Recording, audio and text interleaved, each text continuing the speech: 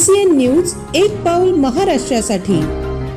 गेल्या 3 महिन्यांपासून बुलढाणा तालुक्यातील देऊळघाटमध्ये चोऱ्यांचे प्रमाण वाढले, त्यामुळे नागरिक भयभीत झाले असून या चोरांना लगाम लावून त्यांच्यावर कारवाई करण्यात यावी या मागणीसाठी देऊळघाटमधील नागरिक संतप्त होत जिल्हा पोलीस अधीक्षकांना निवेदन दिले आहे। चोरांवरती पुढील 15 दिवसात कारवाई न झाल्यास लोकशाही मार्गाने आंदोलन करण्याचा इशारा नागरिकांनी दिला आहे। देऊळघाटमध्ये गेल्या 3 महिन्यापासून चोरांनी निस्ता चोरीचा सपाटा लावलेला आहे।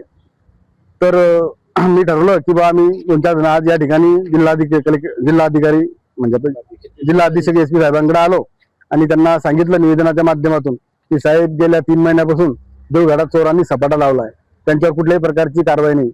कारण की देऊळघाट हद्दीतील ठाणेदार गजानन कांबळे साहेब आणि माळी साहेब अशी लोकांच्या तक्रारी आहे की यांनी कुठल्याही प्रकारची आतापर्यंत एकही चोरावरती कारवाई केली नाही। त्या गावातील लोकांमध्ये असे संशय की बा एक ग्रामीण पोलीस स्टेशन आणि त्या गावातील चोर हे सगळं मिळेल का काय, कारण की लोकांमध्ये भीतीचं वातावरण देऊळघाटामध्ये तयार झालेलं आहे।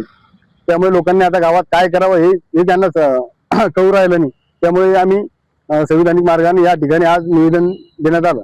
आज लोकशाही मार्गाने पोलीस अधीक्षक साहेबांना निवेदन देण्यात आलं की देऊळघाटातल्या सपाटा जर थांबला नाही तर येत्या 15 दिवसामध्ये संबंधित कर्मचाऱ्यावर कारवाई झाली नाही आणि चोऱ्या सपाट्या थांबल्या नाही तर 15 दिवसानंतर लोकशाही मार्गाने सर्व गावकऱ्याच्या वतीनं या ठिकाणी आमरण उपोषण करण्यात येईल। याची सगळी जबाबदारी ही शासनाची राहील।